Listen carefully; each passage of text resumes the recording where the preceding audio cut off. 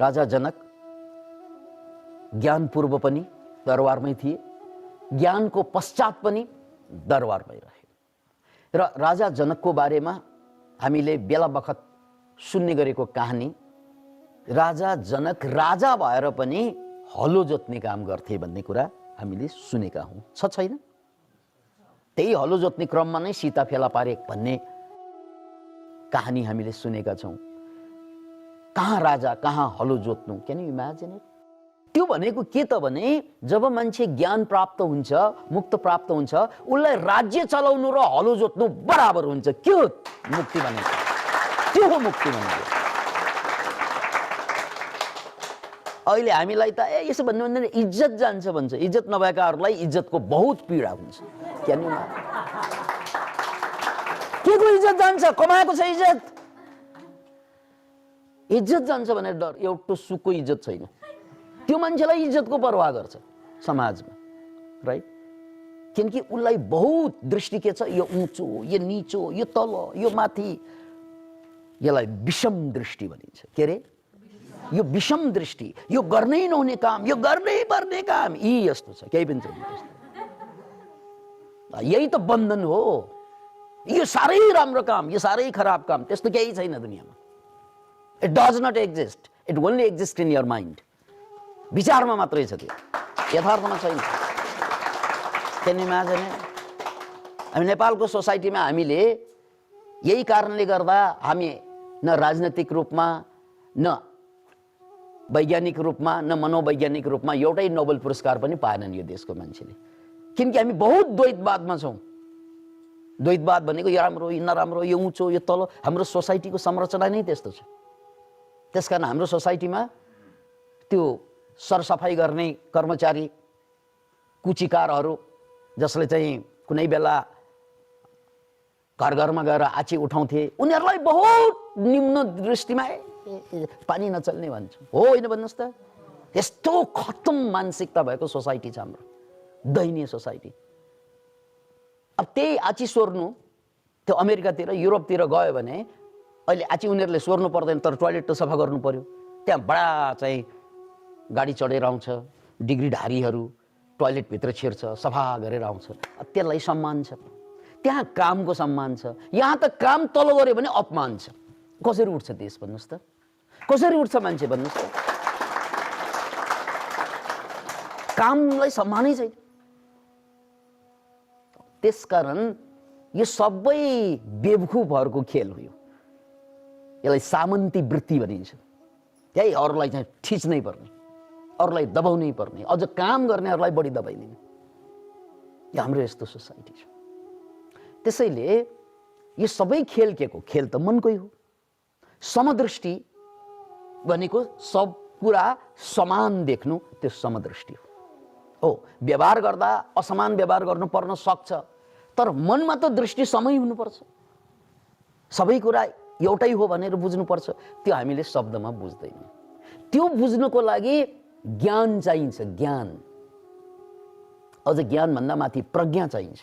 त्यो प्रज्ञा प्राप्त भएपछि मलाई मर्नु के बाँच्नु के बराबर, मलाई कुनै दुर्घटनाबाट म पीडित हुन्छ नि, त्यो दुर्घटना के सुघटना के बराबर, मलाई जबमै बराबर जब लाग्न थाल्छ, त्यही हो मुक्ति भनेको। त्यो बेला मात्र तपाईँ नाचेर बाँच्न सक्छ, किनकि मलाई सबै बराबर छ। त्यसकारण नाच्दाखेरि एउटा मात्रै हात हल्लिँदैन, दुवै हल्लिन्छ। किन? दुवै बराबर, दायाँ पनि बराबर, बायाँ पनि बराबर लज्जा। त्यसकारण नाच पनि बहुत बडा साधना हो। किनकि यो नाच्दै गर्दा हाम्रो दायाँ मस्तिष्क बायाँ मस्तिष्क दुवै एक्टिभेट हुने भएको कारणले गर्दा त्यो बेला everything becomes equal to you. त्यो बेला किनकि नाचेको बेलामा जुन आनन्द आउँछ, त्यो आनन्दमा तपाईँलाई सबै समान लाग्छ। चारै नाच्दाखेरि हामी त्यो तल्लो त्यो माथि भनेर भन्दै नाच्दा नाच्दै हामी जोसँग पनि हात समाउनु पुग्छ। हो होइन भन्नुहोस् त? किन भन्नाले त्यो बेला हामीमा समदृष्टि आइसकेको हुन्छ। क्षणभरको लागि नै सही, तर आइसक्यो समदृष्टि। त्यसैले बुझ्नुपर्ने कुरा के त भने, जब मान्छे त्यो मुक्ति दशामा पुग्छ, इन्लाइटनमेन्टमा पुग्छ, ट्रान्सफर्मेसनमा पुग्छ, उसको लागि राम्रो के नराम्रो के, उसको लागि बाँच्नु के मर्नु के, उसको लागि पाउनु के गुमाउनु के लज्जा। हामी त पायो भने हिक्क गर्छ, गुमायो न बोल्नै भएन, मलाई 3 दिन भयो बोल्नै मन लागेको छैन, किनकि सेयरको भाउ डाउन भएको छ क्या। कति मान्छे डिप्रेसन भइदिन्छ, आत्महत्या गरिदिन्छ। त्यसकारण ज्ञान भनेको समदृष्टि प्राप्त गर्नु। के रे? समदृष्टि प्राप्त हो। व्यवहारमा सबै ठाउँमा सम हुँदैन, सबै ठाउँमा इक्वालिटी व्यवहार गर्न सकिँदैन। त्यहाँ इक्विटी भन्ने शब्द पनि छ, प्रसङ्ग आयो भने यहाँहरूले खोज्नु होला। इक्विटी र इक्वालिटी फरक छ, तर मनभित्र त समानता त चाहियो, समदृष्टि। त्यही नभएको कारणले गर्दा हानि हुँदा तपाईँ ल आज त व्यापारै भएन भनेर यस्तो यस्तो हो। किन भनेको त भन्नाले तपाईँले व्यापार नहुनुको पनि फाइदा छ भन्ने कहिल्यै बुझ्नु भएन क्या।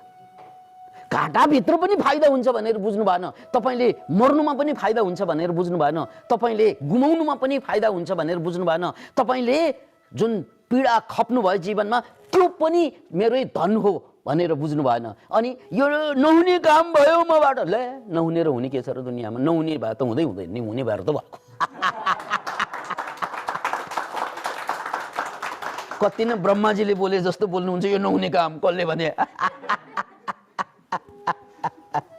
त्यसकारण जे भयो पर्फेक्ट भयो, त्यही हुनु थियो र त भयो, त्यही हुनु थियो र त भयो, नत्र हुँदैन थियो। याद राख्नुहोस्। त्यसकारण जे भयो जीवनमा त्यही हुनु थियो, अहिले जे भइरहेको छ त्यही हुनु थियो, किनकि जे हुन्छ त्यो हिजो गरेको गल्तीको या राम्रो कुराको परिणाम हुन्छ। आज भोगिरहेका जुन कुरा हो नि, तपाईँ आज ध्यानमा हुनुहुन्छ, तपाईँ आज बराङ आश्रममा हुनुहुन्छ या प्रवचन सुनिरहनु भएको छ भने हिजो गर्नुभएको कर्मको परिणाम हो यो। यस्तो सुकर्म नगर्नेहरूले त अहिले पनि चाहिँ यो मनोक्रान्ति के हो, कुन चराको नाम हो थाहा नै हुँदैन उनीहरूलाई। Can you imagine? यो विश्व परिवार के हो थाहा नै हुँदैन। त्यसकारण केही राम्रो गर्नुभयो र राम्रो कुरासँग जोडिनु भयो, खत्तम गर्नेहरू त अझै भट्टीमा गएर हेर्नुहोस् पिरेका छन्।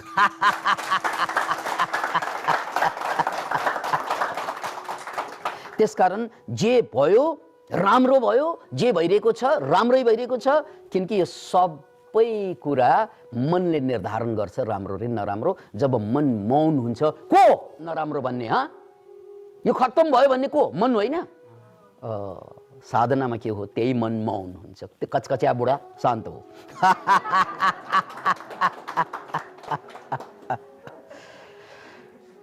त्यसकारण मैले जनकको कुरा गरेँ, समदृष्टि, राजा भएर पनि हलो जोत्नु। Can you imagine? कि राज्य गर्नु कि हलो जोत्नु दुवै बराबर। आवश्यकता पर्यो भने हलो पनि जोतिन्छ, आवश्यकता परेन भने हलो जोतिँदैन। यही गर्नुपर्छ भन्ने कि आवश्यकता अनुसार गरिन्छ। यही कुरा भगवान कृष्णको जीवनमा झल्किन्छ। 16,108 पटरानी बिहे गरेको किन त भन्नाले नरकासुरले यत्रा महिलाहरूलाई अपहरण गरेर लगेको, उनको कब्जामा रहेको ती महिलाहरू मुक्त गरेर आएपछि कसैले पनि बिहे गर्न तयार भएन, किनकि नरकासुरले अपहरण गरेर लगेका। त्यसकारण यिनीहरू जम्मै नरकासुरका बाट शिकार भएकाहरू, त्यसकारण कोही पनि बिहे गर्न तयार भएनन्। अनि त्यही बेला चाहिँ भगवान कृष्णले के भने, यदि कसैले बिहे गर्दैन भने म छँदैछु नि, आऊ।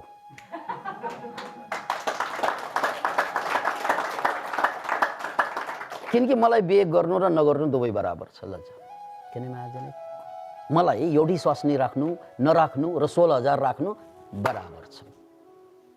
त्यो शक्ति छ के हामी भित्र। त्यो विचारमा हुँदैन, विचारातीत अवस्थामा हुन्छ, जहाँ राम्रो नराम्रो एउटै बन्दिन्छ, जहाँ जीवन र मृत्यु एउटै बन्दिन्छ, जहाँ पाउनु र गुमाउनु एउटै बन्दिन्छ। र त्यो मुक्ति भनेको। किनकि सबै कुरा एउटै भएपछि बन्धन के? सबै कुरा एउटै भएपछि बन्धन के? भेदभाव भएर त बन्धन आउँछ। र जब साधक मुक्ति दशामा पुग्छ, यहाँ 10औं चित्र, जसमा त्यो मान्छे जो साँडे खोज्दै हिँडेका थिए र अहिले ऊ सोसाइटीमा फेरि देखा पर्छ। एकचोटि ऊ सन्यासी भइसकेका थिए, एकचोटि ऊ संसारको लागि मरिसकेका थिए।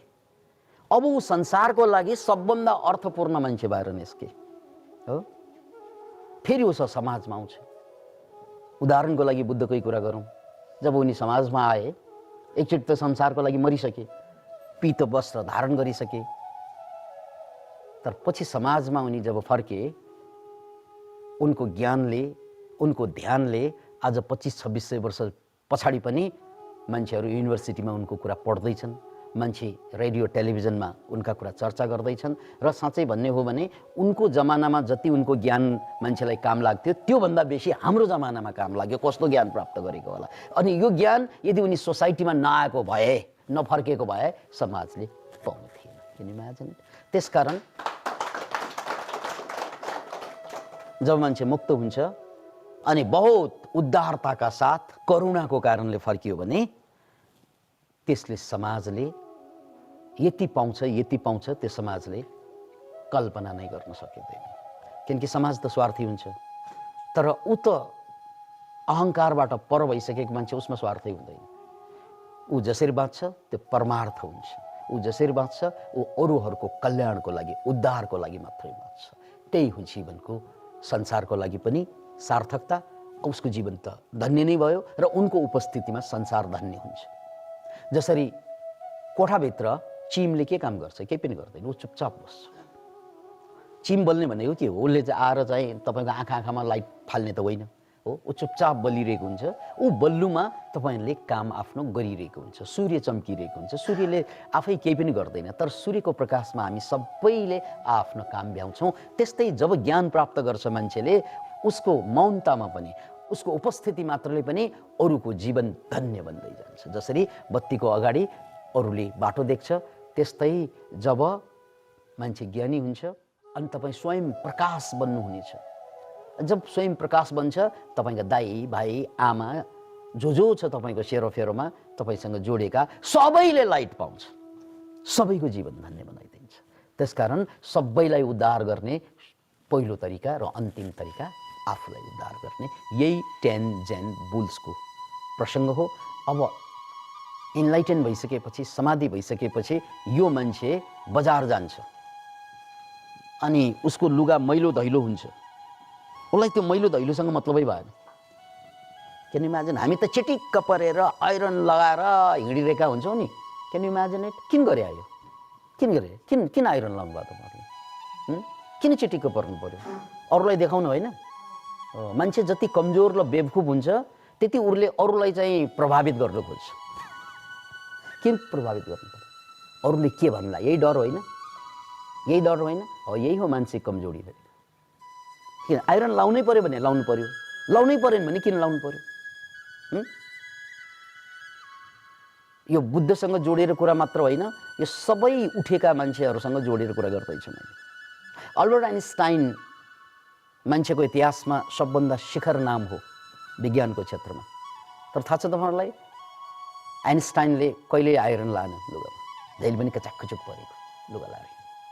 आइन्स्टाइन त्यो नोबेल पुरस्कार जित्ने, उसलाई आइरन लाउनु छैन। हामीलाई आइरन नभएन भने त बाहिरै जान्छ, फुट जान्छ, आइरन नभएको लुगा लाएर भनेर बस्छ, कामै गर्दैन। आइरन नलाएसम्म बाहिरै निस्कँदैन। होइन त? कति कमजोर भएको तपाईँ, कति क्षीण भएको, कति हीन भएको हामी। यो खुबी हो? यो त बेवकुफी हो।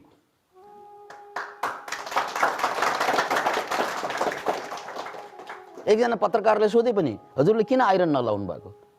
किनकि नोबेल पुरस्कार जितेको मान्छे, खर्बौँ पैसा छ, आइरन लाउने मान्छे राख्न सक्दैन उनले, किन नलाएको? यही कुरा बुझाउनलाई आइन्स्टाइनले भने, मैले आइरन नलाएकोले तिमीलाई गाह्रो भएको होइन। तिमीलाई गाह्रो किन भएको भने तिमी आइरन लाएर हिँड्छौ अनि तिम्रो लुगासँग मेरो लुगा तुलना गर्छौ, त्यसकारण मेरो कचाकुचुक देख्छौ, त्यसका that's the problem is yours.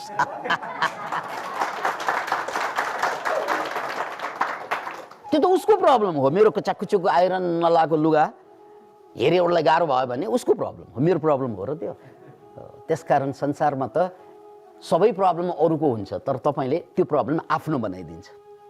That is your problem. किनकि तपाईँको चेतनाको लेभल फेलियर कन्सियसनेसमा छ। मान्छे सक्सेस कन्सियसनेसमा गएको मान्छे आइन्स्टाइन, उनलाई त मतलबै छैन दुनियाँसँग। दुनियाँ जाए भाँड में, हम जाए चाँद में, ल जा। किन इमेजिन? त्यसकारण आइन्स्टाइनले आइरन नलाउनु। अब यहाँ चाहिँ फेरि यही मुक्त पुरुष जब संसारमा फर्कन्छ, उसलाई मैलो धैलो लुगा लाएको, च्यातेको फाटेको लुगा लाएको छ, मतलब छैन। यो भन्न खोजेको के त भने, अब उसलाई राम्रो नराम्रोसँग मतलब भएन। मतलब त कमजोर दिमागलाई मात्रै हुन्छ हो। मतलब त अरूको मतलब कसले गर्छ? जो आफू कमजोर छ, जो शक्तिशाली छ, उसलाई अरूको मतलब उसले गर्दैन, अरूले उसको मतलब गर्छ, त्यति मात्रै हो। त्यसकारण तपाईँ जति अरूको मतलब गर्नुहुन्छ त्यति तपाईँ कमिला हो भनेर बुझ्नु। ऊ हात्ती, अरू हात्ती, उसले कुल्चिदेला भन्ने डर छ तपाईँलाई, राइट? तब चेतना जब फेलियरबाट सक्सेसमा जान्छ त्योसँग मतलबै हुँदैन। त्यसकारण यहाँ चित्र के दिएको? मैलो दैलो फाटेको लुगा लारो बजारबाट आउँछ। अनि अर्को कुरा खुसुको भन्ने हो कि ठुलो स्वरमा भन्नु हो? किनकि हामीले समाजमा धर्म अध्यात्म भनेर जुन बुझेका छौँ नि, यो बोक्रे अध्यात्म बोक्रे धर्मलाई बुझेका छौँ। अनि त्यस्तै बोक्रे गुरुहरूले फेरि बोक्रे शिष्यहरू खुब तयार पारेर राखेको छ। अनि उनीहरूलाई यस्तो कुरा पच्दैन, बहुत गाह्रो हुन्छ। यहाँ इन्लाइटेन भएर आएको मान्छे बजारबाट रक्सी किनेर ल्याउँछ उसले। Can you imagine it? भनेको मतलब के त भन्नाले ऊ मस्तीमा छ संसारसँग के। Can you imagine? गुणातीत भनेकै त्यही हो। ऊ रक्सी लिएर आउँछ। किन लिएर आउँछ त भन्नाले मलाई दुनियाँले चाहिँ गाली गरेर गर्न दिन्न, मलाई के फरक? दुनियाँले मलाई चाहिँ गाली गरेर मलाई केही फरक हुन्छ? मलाई फरक तब हुन्छ जब मैले मलाई गाली गर्छु, त्यो बेला मात्रै मलाई फरक हुन्छ। दुनियाँले गाली गरेर मलाई फरक हुन्छ। मान्छे पागल अरूले गाली गरेर हुँदैन, मान्छे पागल आफूले आफूलाई गाली गर्यो भने मात्रै हुन्छ। त्यसकारण when you are enlightened, कृष्णले देखाएको चरित्र पनि त्यही हो। 16,108 पटरानी भनेको त्यही उदाहरण हो। किन इमेजिन? अनि यहाँ ऊ रक्सी लिएर आउँछन्। तपाईँले ओ रक्सी भनेपछि त्यो त पापीहरूले मात्रै खाने, त्यो त अपराधीहरूले मात्रै खाने जस्तो विचार गर्नुहुन्छ, राइट? किनकि तपाईँ समाजको मतलब गर्नुहुन्छ।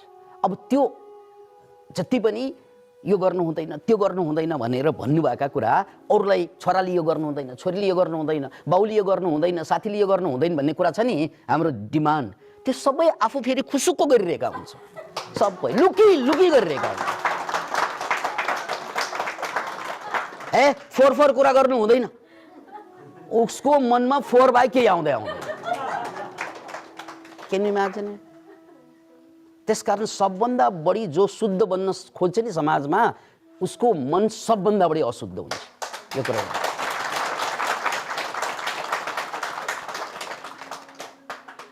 शुद्धि र अशुद्धि भनेको मेरो मनको खेल न हो।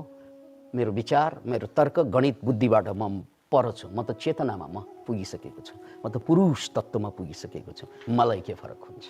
अब यसको मतलब यो होइन कि इन्लाइटेन भएपछि रक्सी पिउनुपर्छ, बजारमा किन्नुपर्छ भनेको होइन। त्यो समाजसँग परवाह हुँदैन भनेको, किने कि नकिने कि। अब यसको मतलब यो पनि होइन कि फेरि किन्दैन पनि होइन, फेरि यो पनि याद राख्नुहोस्। त्यसकारण यो लेभलमा यो तपाईँको दिमाग खराब भयो यार भन्छ। दिमाग खराब हुनु पनि पर्यो नि खराब हुनुलाई।